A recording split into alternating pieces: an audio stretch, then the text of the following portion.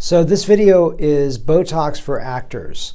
And I have not a lot of actors. I don't live in Los Angeles, but maybe this video will be more helpful for the people that live in Los Angeles than Dallas. But we do, obviously, we're sort of the third coast here, especially like Las Colinas area. So I want to talk a little bit about how I think about Botox for actors and how do I give counsel for them. So the other day I saw an actor and I thought I really need a video on this because I say the same thing over and over again. And when I do that, I think I got to shoot a video. So basically, the problem with acting is there's two major considerations. What kind of role are you wanting, and what kind in terms of the age, and also what kind of acting are you doing? And that will help me determine when and why I should do your Botox. For example, I remember a lady that had a lot of wrinkles, and she was an opera singer, and she wanted to perform an opera, but she really wanted to look better. So I knew opera required a very dramatic expression, and Botox does attenuate and reduce your expression. You're not going to be able to frown as much, emote as much. But she really wanted to play younger roles. And I thought, okay, and she was needing to lose some weight to become more where she wanted to be, more fit or fitter to fit those roles. So now I hear, okay, you're doing a dramatic performance and you need to look younger. So how do we get there? It's sort of like training for a marathon. You don't wake up one day and go, I'm going to run 26.1 miles, 26.2 miles tomorrow. You train for it. So I said, when are you going to go back into the opera world? She said, I'm planning about 16 months from now. I'm training to become my vocal range, everything to get back to there. I said, okay, perfect. I need to see you every 3 months, and maybe on the last dose, if we're getting close to that time, I boost one at 2.5 months or 2 months. And then at that point, we pull back for at least 3 months, if not longer. So what happens with Botox, and you listen to my Botox tutorial, you get pretty good wrinkle effacement after one, and then a little loss, and you get a little bit better, you get a little less, a little better, and all the way up. And what's funny is that I constantly look at actors on TV to determine if they have Botox, because Botox really reduces the dynamic range that's there. Great example is I'm finishing on my last episode, probably tonight or tomorrow, of Ted Lasso's season 3, the last season they're having. So do not put on the messages what the ending of the show is, because I would be very upset at you. My wife somehow went and looked at the last episode ending. I'm like, what are you doing that for? Looked up the ending on Google. So do not put on the commentary the ending, because I'm about to finish it. Anyway, so I look at the woman that plays Rebecca Welton, or I forget it. I think that's the character's name. So the first episode, she had a ton of wrinkles. I can tell she never did Botox, and now she has very few. And in some episodes, she doesn't move a lot. Some she moves more. And you want to have expression and movement as a dramatic actress. But for her, she's a very attractive lady, but she was filled with wrinkles, wasn't as attractive.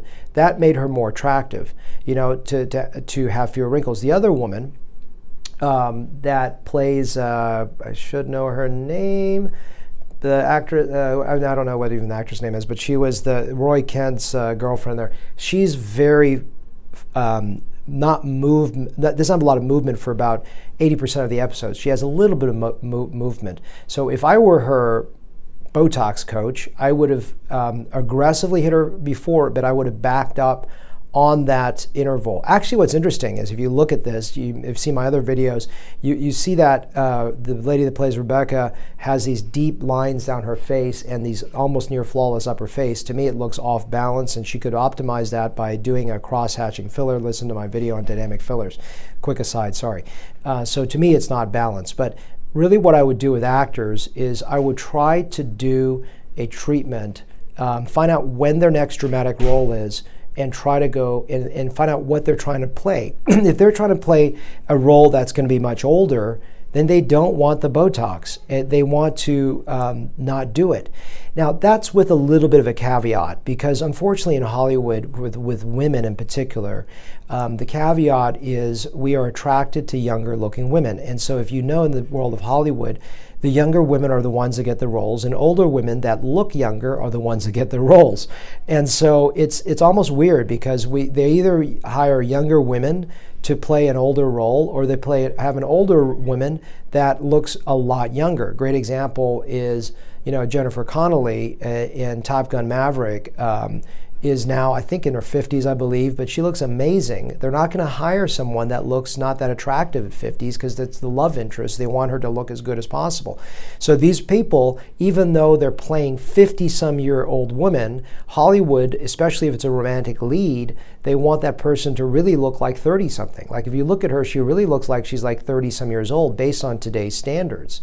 But if you're trying to play a mother and you have to ask the question, do you even want the Botox? Because otherwise there's no reason for that. But if you're trying to play a romantic lead, even in your 50s, the new standard today is that you barely have any wrinkles. So what you want to do is train for it, to be aggressively hitting that Botox up until the time that you're ready to do the role. Then you want to pull back on that for at least 3 months. And if I'm starting to see that you're holding, the question I'll ask is, are you still really, really tight at 3 months? Because I've attenuated the muscle so much. Then that answer may be 4 months, it may be 6 months. But you have to leave a gap up to the time that you're going to actually play that role. So what kind of role are you doing? And also, are you doing more dramatic work? So for example, so I just sort of divide it into commercial and dramatic. If you're doing commercial work and you're trying to play an attractive individual, whether it's a male or female, if you're a male, I would also encourage you to watch the video I literally shot, I think yesterday or the day before, for Botox for men. But this one is a good counterpoint to that. So it's going to be a little more complicated to have to repeat all those points in this video. But the point of this is, for men, the trick is also, because men sometimes look better with some aging. So you may don't want to get too young, and you may ruin what role you're trying to get. For women, as I said, oftentimes, unless you're playing the unattractive older mother-in-law, whatever it may be, you may want to look at what that producer or director is trying to strive for. But to go back to my point that I sort of jumped around a little bit on, is if you're doing commercial work, oftentimes a fully emotive face is not quite as critical, commercial work that is, as compared to dramatic work. So an example would be a TV ad, or something where you want to have some emotion, but not complete absence of emotion. But when you're dealing with dramatic roles, like you're doing Shakespeare, you're doing a TV series, I would really, and I do a lot of Netflix actors, you need to really, really pull back on that Botox at least 3 months or longer, depending on your interval that you're seeing, and work toward that goal of the next dramatic role. So hopefully this little short video that's less than 10 minutes will give you some ideas of how I think about Botox for actors.